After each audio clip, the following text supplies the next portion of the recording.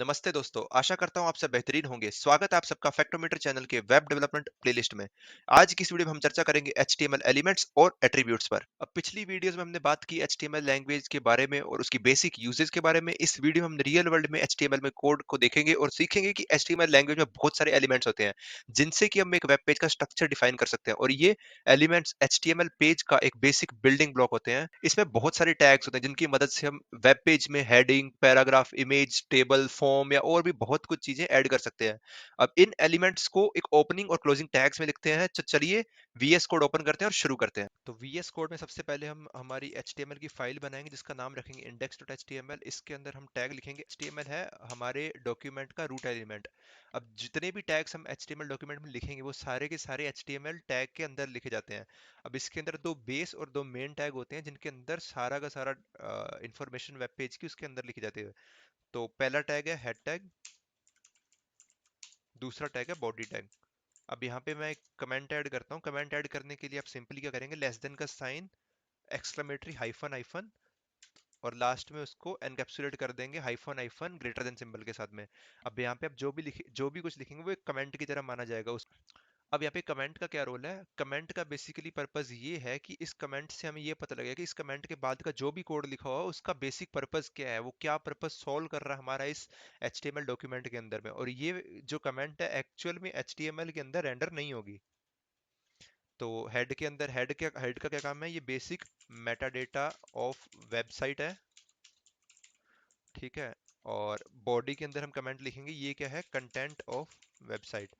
तो web page के अंदर जो भी आपको रेंडर होगा, जो एक्चुअल में हमें क्रोम के ब्राउजर के अंदर में शो हो रहा होगा, वो हम बॉडी टैग के अंदर लिखते हैं। अब हेड टैग के अंदर क्या क्या जा सकता है? सबसे पहले नंबर पे आपकी एक्सटर्नल CSS ऐड हो सकती है, सेकंड नंबर पे आपकी इंटरनल CSS ऐड हो सकती है, थर्ड नंबर पे आपकी कोई एक्सटर्नल स्क्रिप्ट है, या फोर्थ नंबर पे आपकी कोई SEO ऑप्टिमाइजेशन के लिए आपकी जो वेबसाइट का नाम है, वेबसाइट क्या पर्पस सॉल्व करती है, या फिर कैरेक्टर की एनकोडिंग क्या है, या वेबसाइट से रिलेटेड कोई भी मेटाडेटा जो हमें ऐड करना है, वो सब हम चीजें हेड टैग के अंदर ऐड करेंगे। और बॉडी टैग के अंदर जो विजिबल कंटेंट होगा हमारे वेब पेज के लिए, वो सब ऐड किया जाता है। अब विजिबल कंटेंट में क्या क्या आ सकता है? आपका कोई टेक्स्ट हो गया, या लिंक हो गई, कोई इमेज हो गया, कोई फॉर्म हो गया, या कोई पैराग्राफ हो गया, या कोई हेडिंग हो गई, या कोई वीडियो हो गई है, वो सब चीजें आप बॉडी टैग के अंदर ऐड करते हो। अब हमारे हेड टैग में हम क्या क्या लिख सकते हैं, इस चीज को समझने के लिए हम क्या करेंगे, google.com का एक बेसिक वेब पेज खोलेंगे और यहाँ पे हम इंस्पेक्ट एलिमेंट करेंगे राइट क्लिक करके, या तो हम कंट्रोल+shift+I प्रेस कर सकते हैं, जिससे कि हमें डेवलपर पोर्टल में इसका एलिमेंट्स शो हो जाएंगे। अब एलिमेंट विंडो में हम यहाँ पे देख पा रहे हैं कि अभी हेड टैग यहाँ पे लिखा हुआ है। अब हेड टैग के अंदर अगर हम देखें यहाँ पे, तो यहाँ पे लिखा हुआ है फॉर एग्जांपल मेटा क्या है इस वेब पेज का। तो मेटा में उन्होंने बहुत सारी चीजें लिख रखी है जो कि वेब पेज के बारे में इंफॉर्मेशन प्रोवाइड करती है ब्राउजर को, प्लस SEO ऑप्टिमाइजेशन के लिए चीजें यूजफुल होती है। उसके अलावा यहाँ पे उन्होंने स्क्रिप्ट ऐड कर रखी है, या स्टाइलिंग टैग ऐड कर रखी है यहाँ पे। आप देख सकते हैं बहुत सारी स्टाइलिंग यहाँ पे उन्होंने ऐड कर रखी है एक्सटर इंटरनल CSS में। इसके अलावा यहाँ पे लिंक ऐड कर रखी है उन्होंने एक्सटर्नल CSS के लिए। तो इस तरह से हम बहुत सारी चीजें हैं जो हेड टैग के अंदर ऐड कर सकते हैं। अब फॉर एग्जांपल अगर आप सर्च करें यहाँ पे हेड टैग यूजेस, तो यहाँ पे अगर आप इस फर्स्ट वेबसाइट को देखें, यहाँ पे अगर कंट्रोल+shift+I करते हैं हम इसको, तो यहाँ पे आप देख पा रहे होंगे बहुत सारी चीजें यहाँ पे आपको शो हो रही है, पॉपुलेट हो रही है। तो ये सब चीजें जो यहाँ पे हमें शो होंगी, जैसे कि आइकन शो हो रहा है, या इस वेब पेज का ये नाम शो हो रहा है, या फिर ये एक टाइटल शो हो रहा है और इसकी छोटी डिस्क्रिप्शन शो हो रही है, तो ये सब चीजें भी SEO का पार्ट होती है। और इन सब चीजों को मैनेज करते हैं हेड टैग के अंदर किसी वेबसाइट में। यहाँ पे जैसे अगर आप हेड टैग के अंदर जाएंगे तो यहाँ पे बहुत सारा कुछ लिखा होगा इन्होंने, जैसे टाइटल क्या है इसका, इनके वेब पेज का, अगर हम इस पे क्लिक करेंगे तो उसके अलावा मेटा हो गया यहाँ पे जो भी है। अब बॉडी टैग के अंदर आने वाले कंटेंट को हमने 7 डिफरेंट कैटेगरीज में डिवाइड किया इस वीडियो के लिए, जो कि आप स्क्रीन पर देख पा रहे हैं। तो सबसे पहले हमारी कैटेगरी है टेक्स्ट बेस्ड एलिमेंट, जिसके अंदर हम पी टैग कवर करेंगे, H1 H6 टैग कवर करेंगे। उसके अलावा स्ट्रक्चर एलिमेंट्स सेकंड कैटेगरी है हमारी, जिसके अंदर हम div tag, header tag, footer tag, ये सब टैग्स कवर करेंगे। थर्ड नंबर पे हमारा है लिंक्स और एंकर टैग, जिसके अंदर हम एक्सटर्नल वेब पेज की या वेबसाइट के अंदर ही किसी डिफरेंट पेज के लिंक्स हैं उन चीजों को कवर करेंगे। फोर्थ नंबर पे हम कवर करेंगे लिस्ट्स को, फिफ्थ नंबर पे हम कवर करेंगे इमेजेस को, और सिक्स नंबर पे करेंगे हम टेबल्स को, जिसके अंदर table tag, TR tag, TD, TH tag, इन सब टैग्स को कवर किया जाएगा। और at the last in the seventh number we will cover forms and input elements. तो तो आइए बॉडी टैग में सबसे पहले हम देखते हैं टेक्स्ट बेस्ड एलिमेंट्स। तो टेक्स्ट बेस्ड एलिमेंट्स हम बेसिकली दो एलिमेंट कवर करेंगे। सबसे पहला होगा पी टैग और सेकंड होगा हमारा H1 से लेके H6 तक के सारे टैग्स। तो पी टैग एक बेसिकली एक ब्लॉक लेवल एलिमेंट है, जिसका मतलब ये होगा कि एक वेब पेज के अंदर एक ब्लॉक ऑफ कंटेंट को कंज्यूम करेगा। मतलब पी टैग जहाँ पे भी हम यूज करेंगे वो एक न्यू लाइन के साथ एंट्री होगी वेब पेज में, और एक उसके टैग के खत्म होने के जस्ट बाद जो भी कंटेंट हम लिखेंगे वो एक न्यू लाइन के अंदर आएगा।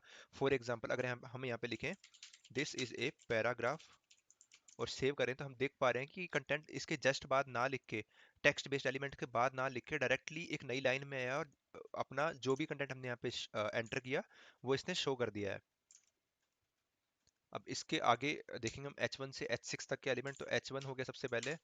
H1 के अंदर this is a main heading, ठीक है। H2 आ गया, दिस इज सब heading. H3, this is less important heading. H4, this is lesser important heading. H5, this is less important content। और इसके बाद में सबसे लास्ट में हमारा हो गया H6। H6 के अंदर this is least important content। और इसको सेव करते हैं, और ये वेब पेज में हम यहाँ पे देख पा रहे हैं कि H1 से लेके H6 तक के कंटेंट यहाँ पे रेंडर हो चुके हैं। तो H1 का कंटेंट हम देख पा रहे हैं कि बहुत ज़्यादा उभर गया हुआ है। H6 का जो कि हमारा मेन कंटेंट था पी टैग के अंदर, पैराग्राफ टैग के अंदर जो कंटेंट था उससे भी लीस्ट इंपॉर्टेंट गया है। तो ये बेसिकली फुटर्स वगैरह में यूज होता है। और H1 का कंटेंट हमारा बेसिकली वेब पेज का एक प्राइम फोकल पॉइंट होता है। जैसे कि अगर हमारा पेमेंट गेटवे का पेज है तो उसको शो करने के लिए हम यहाँ पे H1 हेडिंग यूज करेंगे, या हमारी कार्ट है, अगर किसी में हमने कार्ट में आइटम्स ऐड करें तो उसके लिए हम ये H1 टैग यूज करेंगे। अब सेकंड नंबर पे हम देखेंगे स्ट्रक्चरल एलिमेंट्स। तो स्ट्रक्चरल एलिमेंट्स में बेसिकली एक HTML के अंदर में हमारे तीन एलिमेंट्स कवर होंगे। सबसे पहला होगा हेडर। हेडर आप सिर से रिलेट कर सकते हैं किसी ह्यूमन के। सेकंड नंबर होगा div, और थर्ड नंबर पे हमारा आएगा फुटर। तो हेडर में हम क्या लिखते हैं, बेसिकली वेब पेज के जो हमारे टॉप में एक बैनर की लाइन होती है जहाँ पे हम वेब पेज के होम पे जा सकते हैं, या किसी कार्ट पे जा सकते हैं ई कॉमर्स वेबसाइट के केस में, या प्रोफाइल आइकन पे क्लिक करते हैं, तो वो हमारा सब हेडर के अंदर कवर होता है। तो फॉर एग्जांपल हेडर में अगर यहाँ पे हम बटन ऐड करें जिसका नाम रखते हैं हम प्रोफाइल, और एक यहाँ पे हम फॉर एग्जांपल एक लिस्ट बना दें, स्टार टू। लिस्ट के अंदर जैसे कि हमारा अकाउंट हो गया, प्रोफाइल तो हो गया, कार्ड सेक्शन कर लें, या एक हम कर लें कि होम पेज। तो इनको अगर हम सेव करें, हम यहाँ पे देख पा रहे हैं कि हमारा ये एक हेडर सेक्शन हो गया, ओके। इसके अलावा हमारा सेकंड हो गया हमारा डिव सेक्शन। तो डिव के बारे में देखेंगे। डिव के अंदर हम कुछ भी लिख सकते हैं, जैसे फॉर एग्जांपल पी टैग के अंदर मैंने लिखा लॉरेम स्टार 23, तो 23 लाइंस इसने प्रिंट कर दी हैं। तो अगर हम यहाँ पे देखें कि ये हमारा एक सबसे टॉप पे एक हेडर हो गया, उसके बाद में हमारा ये डिव टैग कवर हो गया, और थर्ड नंबर पे हमारा स्ट्रक्चरल एलिमेंट हो गया फुटर। फुटर को आप रिलेट कर सकते हैं कि जैसे कि आपका वेब पेज के अंदर होता है कि कॉपीराइट रिजर्व्ड विद फैक्टोमीटर। तो ये आपका फुटर का पार्ट हो गया, ये सबसे लास्ट में आप इसको देख पा रहे हैं। तो इस तरह से आप एक वेब पेज को ये तीनों एक स्ट्रक्चरल एलिमेंट्स होते हैं वेब पेज के। अब यहाँ पे सोचने वाली बात यह है कि हमने हेडर टैग में कुछ एलिमेंट्स लिखे हैं, और डिव टैग के अंदर कुछ कंटेंट लिखा है, फुटर टैग के अंदर भी कुछ कंटेंट लिखा है, लेकिन स्ट्रक्चरल एलिमेंट को डायरेक्टली लिखा है बॉडी टैग के अंदर बिना किसी एलिमेंट के अंदर एनकैप्सुलेट करे हुए। तो लेकिन ये भी हमारे वेब पेज में यहाँ पे हम देख पा रहे हैं कि रेंडर हो रहा है यहाँ पे। तो इसका बेसिकली रेलिवेंस क्या है हमें एनकैप्सुलेट करने का डिव एलिमेंट में, या हेडर में, या फुटर में। तो बेसिकली ये क्या करता है कि ये कंटेंट को डिवाइड कर देता है। सो बेसिकली हेडर के अंदर होगा एक, ये सेक्शन डिवाइड कर देगा वेब पेज के अंदर, कि हेडर का कंटेंट सबसे टॉप पे रहेगा, फुटर का कंटेंट सबसे बॉटम में रहेगा, और डिव का सेक्शन सेंटर में रहेगा स्क्रीन के। इसके अलावा भी बहुत सारे स्ट्रक्चरल एलिमेंट्स होते हैं, जैसे कि आपका आर्टिकल हो गया, या सेक्शन हो गया, नैव हो गया। अब बेसिकली ये ईज प्रोवाइड करते हैं डेवलपर्स को कि आपको जो CSS सिर्फ हेडर में इंप्लीमेंट करनी है, तो आप हेडर के टैग के अंदर डायरेक्टली वहां जाके उसको ऐड कर पाओ। उसके अलावा इससे हमें एक ये हेल्प मिलती है कि सेम टाइम का कंटेंट हमारे एक सेम ग्रुप के अंदर ऐड हो जाता है। फॉर एग्जांपल हेडर से रिलेटेड कंटेंट सारा हमारा हेडर के अंदर होगा, फुटर से रिलेटेड सारा कंटेंट हमारा फुटर के अंदर होगा, और जो हमारा सेंटर का सेक्शन होगा वो सारा हमारा डिव के अंदर होगा, या आर्टिकल के अंदर होगा, या नैव के अंदर होगा, as per your website needs. अब चलते हैं हमारे next part links and anchors की ओर। अब चूंकि आपकी वेबसाइट स्टैटिक तो रहेगी नहीं, आप ये तो नहीं है कि आपने एक वेब पेज ओपन कर दिया और वहां से आप कहीं पे भी आप उस पेज को राउट नहीं करवाएंगे। आप ये भी चाहेंगे कि आप वहां से यूजर क्लिक करके किसी और पेज को ओपन करे, आपकी ही वेबसाइट के किसी और पेज पर जाए। फॉर एग्जांपल ई कॉमर्स के केस में हम किसी कार्ट पर क्लिक करते हैं तो हमें कार्ट के पेज पर ले जाता है, प्रोफाइल पर क्लिक करते हैं प्रोफाइल के आइकन पर ले जाता है। तो उसको ऐड करने के लिए हमारी वेबसाइट हम यूज करते हैं एंकर टैग का। तो एंकर टैग सिंपली आप स्टार्ट करेंगे और इसके अंदर एक लिखते हैं हम हाइपर टेक्स्ट रेफरेंस ऐड करते हैं।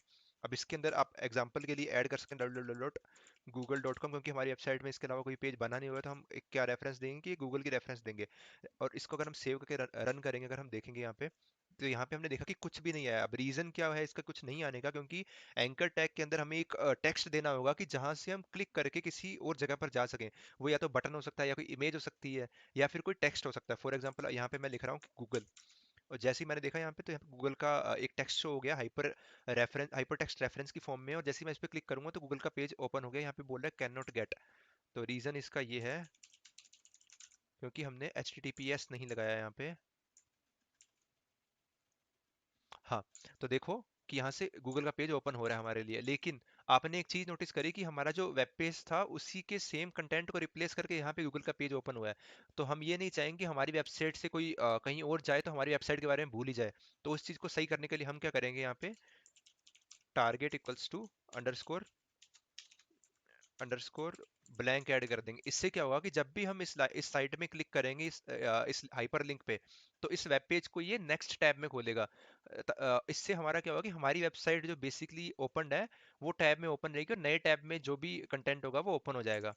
अब इसके अलावा हम एंकर टैग से और क्या क्या कर सकते हैं। फॉर एग्जांपल यहाँ पे मैं ये रेफरेंस ना देके अगर मैं यहाँ पे दूं #section2, और यहाँ से मान लो कि मैं हेडर का ऐड कर देता हूँ ID इक्वल्स टू section 2। तो इसने क्या किया कि यहाँ पे भी हम टेक्स्ट चेंज करते हैं, हेडर लिंक। फॉर एग्जांपल आपकी वेबसाइट बहुत लंबी है, आपने स्क्रॉल करते करते बहुत नीचे चले गए हैं, और आपको वापस अपने यूजर को टॉप पे भेजना है। तो उसके लिए आप क्या करेंगे कि एक आईडी के थ्रू एक बाइंडिंग कर देंगे एंकर टैग के अंदर, जिसमें कि हेडर लिंक का टेक्स्ट रहेगा यहाँ पे फॉर एग्जांपल। और जैसे वेबसाइट में फॉर एग्जांपल जूम कर लिया हमने यहाँ पे, और यहाँ पे बॉटम में हेडर लिंक पर जैसे हम क्लिक करेंगे, हमें वापस अपने हेडर के टैग के कंटेंट के पास ले जाएगा वापस। मतलब यूजर को किसी स्पेसिफिक सेक्शन पे अगर हमें फोकस करवाना है किसी लिंक के थ्रू, ना कि किसी और वेबसाइट पे भेजना, तो हम ऐसे अचीव कर सकते हैं। इसके अलावा अगर हम चाहें कि हमारी जो एंकर टैग की वेबसाइट है, जो ये या हाइपरलिंक जो शो हो रहा है हमारे वेब पेज में, उसका कलर ब्लू ना हो डिफॉल्ट, या उसकी कोई स्टाइलिंग हमें चेंज करनी है, तो वो हम या तो यहाँ से इंटरनल CSS से भी इनलाइन CSS से भी हम उसको चेंज कर सकते हैं। For example style equals to colour red. तो जो हमारा हाइपरलिंक का कंटेंट है वो हमारे उस स्टाइल के अकॉर्डिंग शो होगा जो जो हम यहाँ पे ऐड करेंगे। तो ये कुछ चीजें थी जो हमारे लिंक्स और एंकर्स के अंदर में कवर होती हैं। अब नेक्स्ट हम देखेंगे इमेजेस। अब अगर वेब पेज में कुछ इमेज ना हो तो एक बोरिंग टेक्स्ट बुक की तरह लगता है वेब पेज वो। तो इमेज ऐड करने के लिए हम बेसिकली क्या करते हैं, IMG टैग का यूज करते हैं। IMG टैग में बेसिकली एक SRC रहता है जो कि उस इमेज का सोर्स रहता है। हमने यहाँ पे जैसे फॉर एग्जांपल हम यहाँ पे fun.jpg इमेज है उसको यहाँ पे अटैच करेंगे। तो अटैच करने के लिए मैं क्या करूँगा, / मतलब मेरी करंट डायरेक्टरी जिसमें मैं हूँ, जिसमें मेरी इंडेक्स फाइल पड़ी है, उसी डायरेक्टरी में आप जाओ और वहां से फन डॉट उस इमेज का एक्सटेंशन JPEG उसको सर्च करो। और ऑल्ट, अगर वो इमेज हमारे वेब ब्राउज़र में शो नहीं होती है, इन केस हमारा इंटरनेट उतना पावरफुल नहीं है, या कुछ भी फॉर XYZ रीजन, या SEO ऑप्टिमाइजेशन के लिए, तो वहां पे हमें क्या शो होगा, फनी। तो हम इसको सेव करते हैं और रन करते हैं। अब हम देख पा रहे हैं कि हमारे वेब पेज में ये इमेज शो हो रही है। अब चूंकि ये इमेज बहुत बड़ी दिख रही है और बहुत वाहियात लग रही है, हमें इसको एक सुटेबल फॉर्म में यहाँ पे शो करवाने के लिए हम क्या करेंगे कि यहाँ पे जाएंगे, IMG टैग के अंदर ही एक एट्रीब्यूट है IMG का जो कि है विड्थ। फॉर एग्जांपल हम इसकी विड्थ दे देंगे 400 पिक्सल। तो पिक्सल की फॉर्म में ये 400 पिक्सल का विड्थ लेके यहाँ पे पॉपुलेट हो जाएगी ये इमेज। अब यहाँ पे एक और चीज नोटिस करने वाली ये है कि हमने यहाँ पे इमेज को यहाँ पे एंकर टैग के बाद लिखा, लेकिन उस इमेज ने यहाँ पे एक न्यू ब्लॉक एलिमेंट की तरह या एक न्यू लाइन कैरेक्टर नहीं लिया। तो इसका मतलब ये है कि इमेज टैग और एंकर टैग दोनों हमारे इनलाइन एलिमेंट्स हैं। इनलाइन और ब्लॉक एलिमेंट्स के बारे में हम आगे भी इस वीडियो में देखेंगे। अब इसके बाद हम देखेंगे नेक्स्ट सेक्शन लिस्ट। तो सबसे पहले हम सारे इस कचरे को कमेंट करते हैं, और टॉप में यहाँ पे देखेंगे तो लिस्ट के लिए बेसिकली हम एक हेडिंग बना देते हैं, लिस्ट, और इसको सेव करके रन करते हैं तो हाँ ठीक है, लिस्ट शो हो रहा है। तो लिस्ट बेसिकली हमारे पास में दो टाइप की होती है, पहली होती है ऑर्डर्ड लिस्ट, सेकंड होती है अनऑर्डर्ड लिस्ट। सबसे पहले हम देखेंगे ऑर्डर्ड लिस्ट। तो ऑर्डर्ड लिस्ट में हमारे पास में ऑर्डर लिस्ट के अंदर हमारे पास में जो आइटम्स हमें ऐड करने होते हैं वो आते हैं हमारे एल आई टैग के अंदर में। हालांकि जो एलिमेंट्स हमारे अनऑर्डर्ड लिस्ट में आते हैं वो भी हमारे एल आई टैग के अंदर थे, लेकिन जैसे फॉर एग्जांपल हमारा आइटम वन यहाँ पे आ गया, ठीक है। तो मैं इसको क्या करूँगा, यहाँ पे फॉर एग्जांपल मैं अगर एल आई स्टार थ्री लिखता हूँ, वी एस कोड में क्या है कि ये एम एट एब्रीविएशन में अगर मैं स्टार थ्री करता हूँ तो तीन एलिमेंट्स को ये एक सिबलिंग की फॉर्म में यहाँ पे ऐड कर देगा। तो देख पा रहे हैं जैसे आप आइटम टू, और यहाँ पे नेक्स्ट एलिमेंट में जाने के लिए क्या करूँगा, टैब प्रेस करूंगा, आइटम थ्री, और नेक्स्ट के लिए फिर टैब और आइटम फोर, और इसको मैं सेव करता हूँ तो देख पा रहा हूँ कि यहाँ पे एक ऑर्डर्ड लिस्ट आ गई है जिनकी numbering basically by default one two three four है, और अगर मैं चाहूँ तो इनको चेंज कर सकता हूँ। और उसके लिए हमारा एट्रीब्यूट यूज होता है। एट्रीब्यूट हमने देखा था कि एलिमेंट्स और एट्रीब्यूट्स होते हैं एचटीएमएल के अंदर में, तो एट्रीब्यूट्स ओएल के लिए यूज होगा हमारा टाइप एट्रीब्यूट। तो टाइप अगर मैं इसको यहाँ पे कर दूं आई, तो आई क्या होगा हमारा, रोमन में शॉर्ट में आई मीन स्मॉल लेटर्स में आई, फिर दो आई, आई मीन टू के लिए, और तीन आई थ्री के लिए, इस वे में रिप्रेजेंट करेगा। अगर हम इसे सेव करते हैं तो देख पा रहे हैं one two three four Roman language में शो हो रहा है। और अगर इन्हीं को कैपिटल में अगर हमें शो करवाना हो तो हम क्या करेंगे, कैपिटल आई ऐड कर देंगे यहाँ पे, और रन करेंगे तो देखेंगे one two three four show हो रहा है। और मान लो अल्फाबेटिकली में शो करवाना है तो हम क्या करेंगे कि यहाँ पे सिंपल ए या ए कैपिटल जैसे भी हमें शो करवाना है तो सेव करके रन कर देंगे, देखेंगे कि उस वे में हमें शो हो रहा है। सेकंड हम देखेंगे कि अनऑर्डर्ड लिस्ट। अब अनऑर्डर्ड लिस्ट का मतलब क्या है कि हमारे नंबरिंग नहीं होगी, मतलब जब भी हमारी लिस्ट हमारे वेब पेज में रेंडर होगी तो उसके लिए हम क्या करेंगे, लिस्ट में हम ऊपर वाले एग्जांपल की तरह ही एल आई स्टार फोर कर देंगे, अनऑर्डर हाइफन वन। इसको कॉपी कर लेता हूँ मैं, थ्री और फोर। ये अनऑर्डर्ड लिस्ट हमारी यहाँ पे प्रिंट होगी, और बेसिकली बाय डिफॉल्ट जो ये अनऑर्डर्ड लिस्ट का आइकन होता है इसको कहते हैं डिस्क। और इसको भी हम चेंज कर सकते हैं बाय यूजिंग एट्रीब्यूट टाइप। तो बेसिकली हमारे पास में चार टाइप एट्रीब्यूट की वैल्यूज होती है। पहला होता है डिस्क, सेकंड होता है सर्कल, थर्ड होता है स्क्वायर, और फोर्थ होता है नन। नन अगर हम यहाँ पे ऐड करेंगे तो हमें यहाँ पे कुछ भी शो नहीं होगा, डायरेक्टली वो लिस्ट रेंडर हो जाएगी। और बेसिक आपने देख ही लिया था कि अगर हम यहाँ पे कुछ भी नहीं ऐड करते तो हमें यहाँ पे डिस्क शो हो रही है। और उसको हम अगर डिस्क भी ऐड करेंगे तब भी हमें सेम ही शो करेगा, डिस्क करके सेव करके किया जब हमने। इसके अलावा हमारे पास है स्क्वायर, स्क्वायर ऐड करेंगे तो स्क्वायर बॉक्सेस शो हो जाएंगे यहाँ पे, देख पा रहे हैं जैसे कि हम। उसके अलावा अगर हम यहाँ पे सर्कल लिखेंगे तो हमें सर्कुलर फॉर्म में वही लिस्ट रेंडर हो जाएगी। अब आप ये सोच रहे होंगे कि मैंने एक एक्सेल की शीट क्यों ओपन कर रखी है। तो चलिए इसका जवाब है क्योंकि हम अगला सेक्शन कवर करने जा रहे हैं जिसका नाम है टेबल्स एचटीएमएल के अंदर। तो एचटीएमएल के अंदर हम एक टेबल कैसे डिजाइन करते हैं, फॉर एग्जांपल हम रेफरेंस के लिए इस टेबल को डिजाइन करेंगे। तो टेबल्स डिजाइन करने के लिए बेसिकली हमें क्या है, हम सबसे पहले लिस्ट को हटा देंगे टेबल्स, और इस कोड को कमेंट कर देंगे। तो टेबल को डिजाइन करने के लिए एचटीएमएल में हमारे पास में बेसिकली तीन टैग्स हैं जो हमारे बेसिकली बहुत इंपॉर्टेंट होते हैं। फॉर एग्जांपल फर्स्ट है एट टेबल, जो कि एक टेबल की आउटलाइन बताता है एक वेब पेज के अंदर में कि यहाँ पे हम एक टेबल का कंटेंट ऐड करने जा रहे हैं वेब पेज के अंदर। तो टेबल के अंदर में बेसिकली सबसे इंपॉर्टेंट होती है टेबल की रो। तो जैसे कि हम ये रो जो हमने सेलेक्टेड किया है इसको देख पा रहे हैं, तो ये बेसिकली एक रो है। तो इस रो को लिखने के लिए हम क्या करेंगे, टी आर, टेबल रो, इस टैग का यूज करते हैं। टी आर के अंदर हमने क्या है कि फर्स्ट रो के अंदर हमारे पास में फॉर एग्जांपल तीन हेडिंग्स हैं, तो हेडिंग को ऐड करने के लिए हम यूज करते हैं यहाँ पे टी एच टैग। ये बेसिकली तीन टैग हमारे हो गए, टेबल, टी आर और टी एच। अब टी एच इंपॉर्टेंट उतना नहीं है, अब टी एच की जगह टी डी भी यूज कर सकते हैं, जिसका मतलब होता है टेबल डेटा। तो टी एच के अंदर हम क्या करेंगे, सबसे पहले हमारा है सीरियल नंबर, ओके। तो इसके बाद में टी एच स्टार टू कर दूंगा, जिससे मुझे दो और हेडिंग के लिए उसी रो में दो हेडिंग्स और मिल जाएंगे। जैसे फर्स्ट होगा नेम, और यहाँ पे मैं टैब दबाऊंगा और नेक्स्ट रो में जाऊंगा और लिखूंगा एज। अब इसके बाद में हालांकि मुझे यहाँ पे देख पा रहे हैं कि मुझे चार रोज ऐड करनी है। अब चार रो मैं डायरेक्टली यहाँ पे ऐड करूंगा तो बहुत देर लग जाएगी। मैं क्या करूंगा कि टी आर स्टार फोर, मुझे चार रोज चाहिए, और उन रो के अंदर हर रो में मुझे टी डी स्टार तीन, मतलब हर रो के अंदर मुझे तीन डेटा एंटर करने हैं, तीन कॉलम ऐड करने हैं। पहला सीरियल नंबर, सेकंड होगा मेरा नेम, और थर्ड होगा एज। और इसको मैं एम एट एब्रीविएशन में कंट्रोल स्पेस करके एंटर कर दूंगा। तो मैं देख पा रहा हूँ कि हर टेबल के अंदर मुझे तीन तीन टेबल डेटा को, हर रो के अंदर में तीन तीन टेबल डेटा के ब्लॉक्स बन गए हैं, सेल्स बन गए हैं। एचटीएमएल की लैंग्वेज में उसे टेबल सेल बोलते हैं। तो फर्स्ट में हम एंटर करेंगे फर्स्ट रो में डेटा वन, आलोक, और टैब दबाऊंगा और एज एंटर कर दूंगा 18। फिर मैं टैब दबाऊंगा टू, फिर टैब दबाऊंगा अंकित, टैब दबा के 20, फिर टैब दबा के थ्री, टैब दबा के मेरा नाम पुष्पिंदर, टैब दबा के 25, फिर 225, टैब दबा के फोर, टैब दबा के अक्षय, और फिर अक्षय की एज, और इसको सेव कर दूंगा। और सेव करके हम रन करेंगे, डायरेक्टली ब्राउजर में जाएंगे, हम देख पा रहे हैं कि हमारी टेबल यहाँ पे जनरेट हो गई है। बस तो इसी तरह से हम एक HTML पेज में एक टेबल ऐड कर सकते हैं, और टेबल्स का रेफरेंस ये है कि फॉर एग्जांपल आपको अगर मान लो कि किसी इन्वेंट्री का डेटा किसी वेब पेज में शो करना हो, या कोई टास्क लिस्ट कोई ऐड करनी हो, या कोई कार्ट के अंदर जो कंटेंट मेरे कितने कंटेंट मैंने ऐड किए हैं, वो सब चीज़ें आप एक टेबल के माध्यम से शो कर सकते हैं।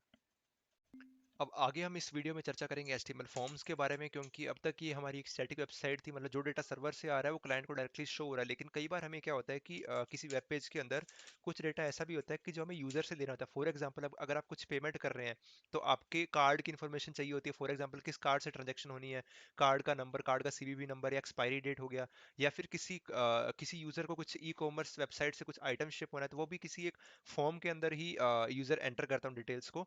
तो आइए देखते हैं फॉर्म के लिए। तो सबसे पहले हम यहाँ पे फॉर्म टैग लिखेंगे। अब फॉर्म टैग के अंदर एक्शन हम हटाते हैं।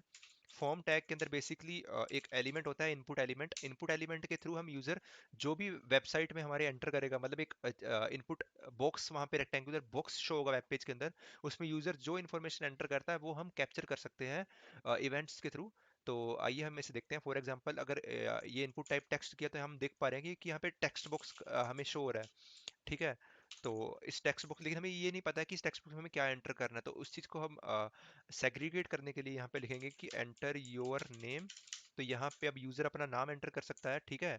और अगर मान लो कि सेलेक्ट जेंडर, यूज़र को जेंडर सेलेक्ट करना है, तो उसके लिए क्या करेंगे हम, input type equals to, input type के लिए हम क्या करेंगे, इनपुट टाइप रेडियो देने के लिए बेसिकली एमएट में ये एक एब्रीविएशन था, इनपुट कॉलन रेडियो लिखेंगे जैसे हम, और कंट्रोल स्पेस देके एंटर करेंगे तो ये इनपुट टाइप रेडियो का हमारे लिए एक एलिमेंट बना देगा, जिसका हम नाम रखेंगे फॉर एग्जांपल मेल, और आईडी भी हम इसकी रख देंगे मेल, और इसके बाद में इसका नाम रखेंगे मेल।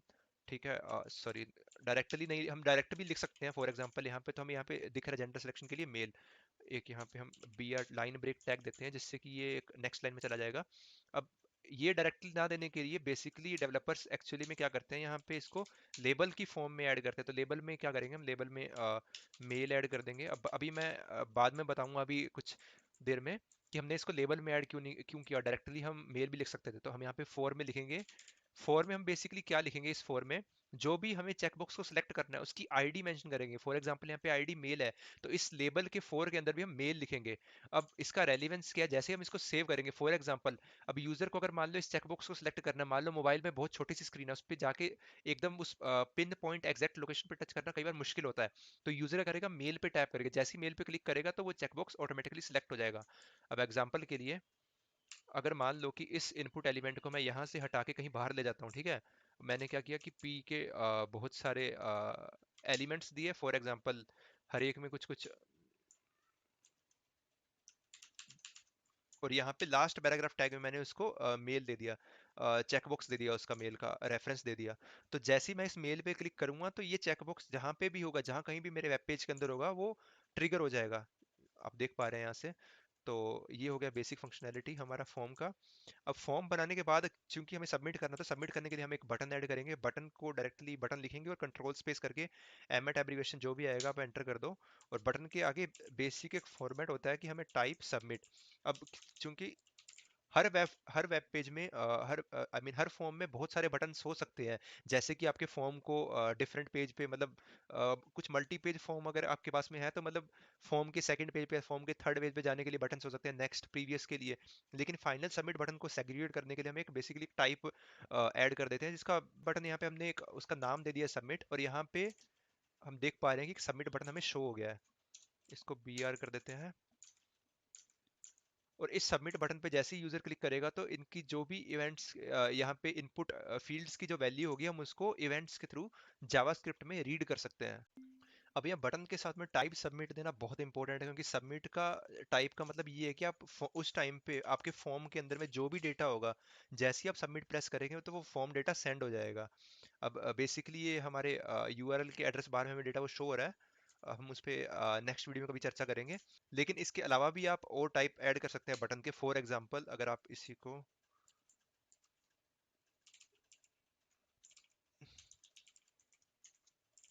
अगर आप इसको रीसेट से रिप्लेस कर दें, तो जैसे ही आपने मान लो फॉर्म में मान लो कुछ डेटा ऐड कर रखा है, और जैसे ही मैं इसको टाइप रीसेट है, तो इस रीसेट के बटन को जैसे ही क्लिक करूंगा तो ये फॉर्म का डेटा मेरा क्लियर हो जाएगा। एक क्लियर फॉर्म का, आपने देखा होगा वेबसाइट में हमारे पास में क्लियर फॉर्म करने के लिए या क्लियर इनपुट करने के लिए बटन्स होते हैं कुछ कुछ वेबसाइट्स पे। तो ये सब था हमारा फॉर्म के बारे में इंफॉर्मेशन। अब तक हमने HTML के बहुत सारे एट्रीब्यूट्स के बारे में देखा, हर एलिमेंट के। फॉर एग्जांपल यहाँ पे हमने लेबल के 4 एट्रीब्यूट को देखा, बटन के टाइप एट्रीब्यूट को देखा, इनपुट के टाइप को देखा, इनपुट के नेम, आईडी, फील्ड, इन सबको। अब पूरे HTML में कॉमनली दो एट्रीब्यूट है जो कि वास्टली यूज होते हैं हमारे स्टाइलिंग के लिए, और दोनों एट्रीब्यूट्स हैं, पहला है आईडी और दूसरा है क्लास। आईडी हमने फॉर एग्जांपल यहाँ पे देखा था हमने सेक्शन के लिए, जब हेडर को हम मूव कर रहे थे ऊपर। अब देखते हैं दोनों एट्रीब्यूट्स के बारे में। सबसे पहले हम क्या करेंगे कि इन एट्रीब्यूट्स का बेसिकली रोल क्या है। तो आईडी एक एट्रीब्यूट ऐसा है जिसका रोल है कि हमारे पूरे वेब पेज में किसी भी एलिमेंट को यूनिकली आइडेंटिफाई करके उसकी स्टाइलिंग देना। फॉर एग्जांपल अगर मैं यहाँ पे H1 को दे रहा हूँ यहाँ पे आईडी इक्वल्स टू head1, ठीक है।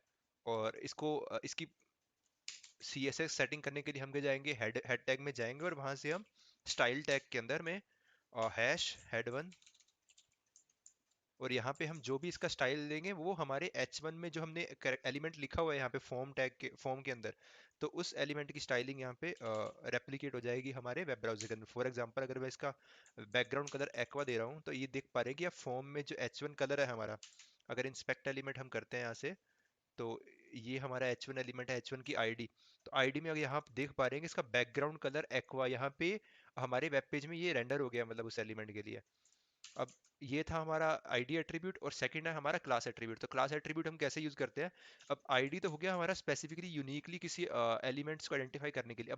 अब मान लीजिए कि आपके बहुत सारे ऐसे एलिमेंट्स हैं जिनको आप एक स्पेशल सेट ऑफ CSS है जो प्रोवाइड करना चाहते हैं। फॉर एग्जांपल मान लो इसको मैंने क्लास एट्रीब्यूट दे दिया और इसका नाम रख दिया मैंने class1, ठीक है।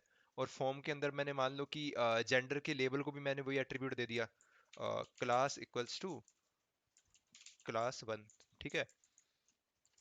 और यही मैंने इसको दे दिया एंटर योर नेम वाले को लेबल के अंदर रख के,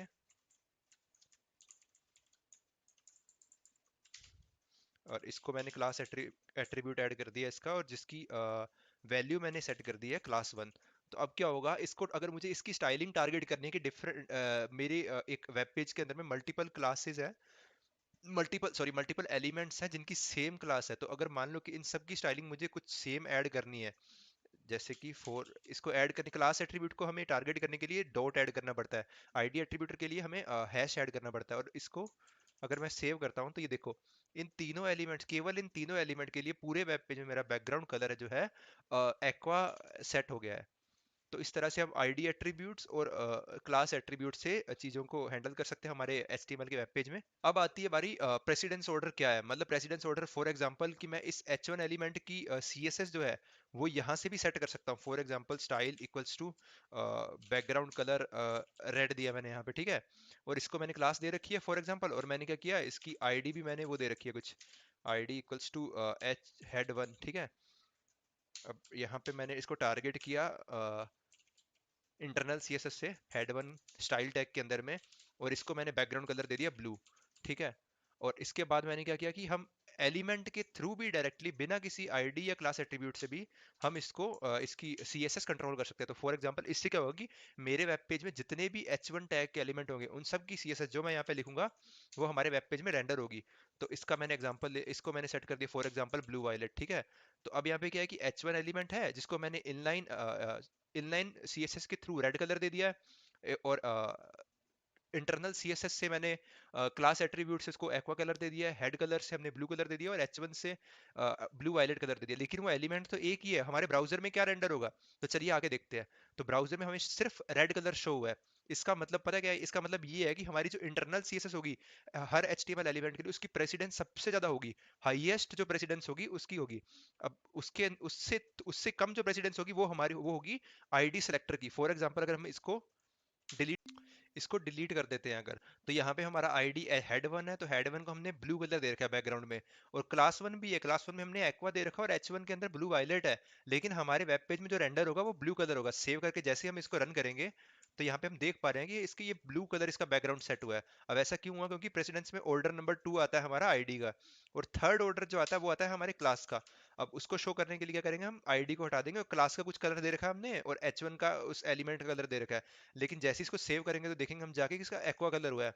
तो एक्वा कलर हमने क्लास में ऐड कर रखा है, ना कि एलिमेंट में। एलिमेंट का कलर ब्लू है। और मान लो क्लास को भी हटा दें अगर, तो ये इसका ब्लू वायलेट कलर होगा। अब चाहे तो आप इस चीज का रट्टा मार सकते हैं कैसे भी, किसी तरीके से, या आप समझ सकते हैं, या आप एक प्रैक्टिकल करके देख सकते हैं इसको। मैं इन चीजों को हालांकि याद नहीं रखता क्योंकि मुझे मल्टीपल लैंग्वेजेस में काम करना पड़ता है। तो मैं ऑन द फ्लो इन चीजों को अप्लाई करता हूँ एक छोटी सी पीओसी में, और ऐसे देख लेता हूँ जैसे आपने अभी देखा। अब इनके अलावा भी HTML में बहुत सारे एट्रीब्यूट्स होते हैं जो कि हमारे कॉमनली यूज है। बेसिकली हमारे 4 एट्रीब्यूट्स इसके अलावा और है जिनको हम मोस्ट कॉमनली यूज करते हैं, तो उनको शो करने के लिए मैं करूंगा।